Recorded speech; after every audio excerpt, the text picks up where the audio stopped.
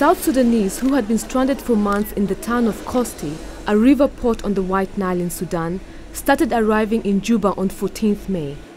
An estimated 12,000 South Sudanese continue to be airlifted from Khartoum in Sudan to Juba in South Sudan in what has been described as a large and complex operation expected to end before the onset of the heavy rains.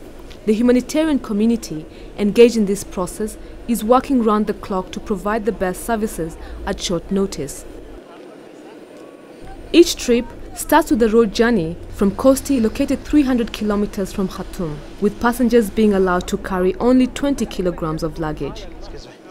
Besides this 12,000, still we have about 500 to 700,000 South Sudanese who are in various states of Republic of Sudan.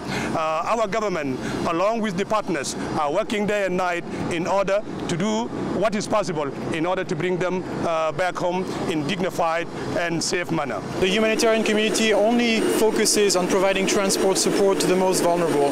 And we estimate that there's about 120,000 people that are still in need of our assistance, whilst the rest would either stay in the Sudan or return by themselves to South Sudan. Vulnerable returnees, who included women, families with small children, the old and the sick, arrived on the first few flights.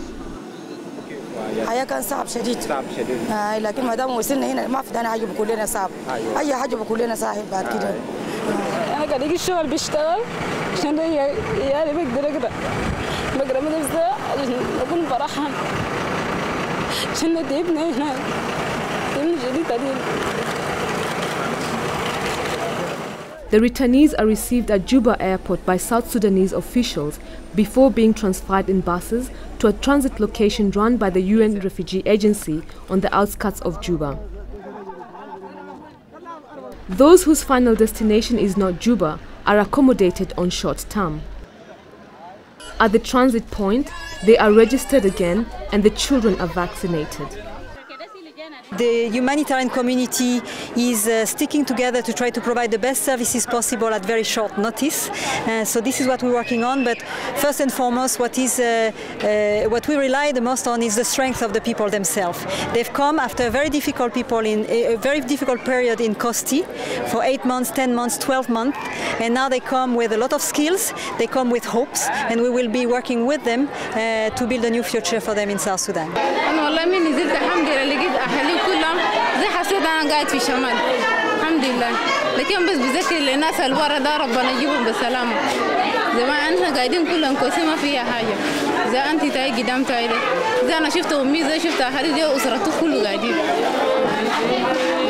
Following South Sudan's independence last year, thousands of South Sudanese have continued to arrive in various states around the country. An estimated 375,000 have already returned.